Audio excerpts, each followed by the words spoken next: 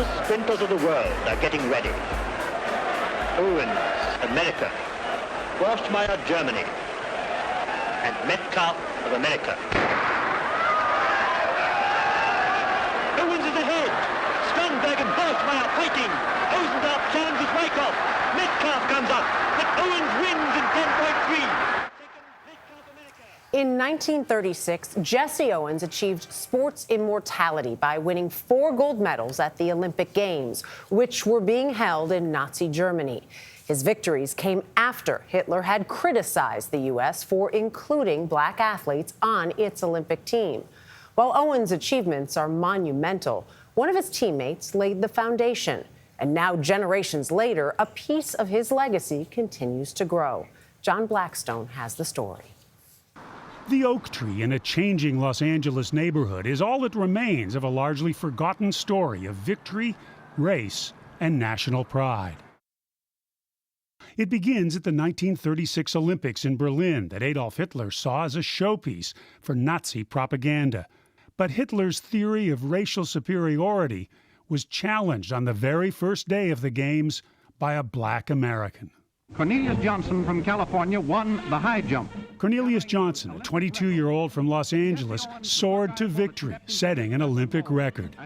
And everybody up until that point in the Games had seen Hitler congratulating the gold medalists from Finland and from Germany. Susan Anderson is history curator for the California African American Museum. And when Cornelius Johnson's turn came to be congratulated by Hitler, Hitler refused. In response, Olympic officials told Hitler he had to congratulate all gold medal winners or none. Hitler chose none. So later in the Games, when the great American athlete Jesse Owens won 4 gold medals, just like every other winner, Hitler did not shake his hand. So even today, people have this thought that Hitler snubbed the famous athlete Jesse Owens. And that just isn't true. Actually, what happened was Cornelius Johnson was the recipient of the Nazi snub. Hitler's snub was answered on the podium when Johnson and the 2 other medal winners, both Americans, raised their arms in what could appear to be a Nazi salute. But with their palms turned up, they were doing what American school children did every morning. It was called the Bellamy salute.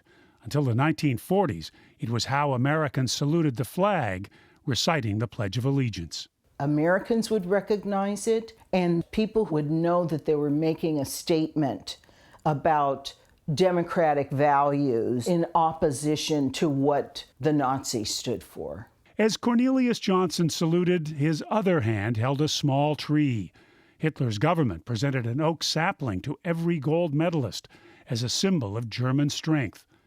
But the tree came to symbolize something else, planted at Johnson's home in Los Angeles. Him planting his tree was a way of saying, I beat you, we won.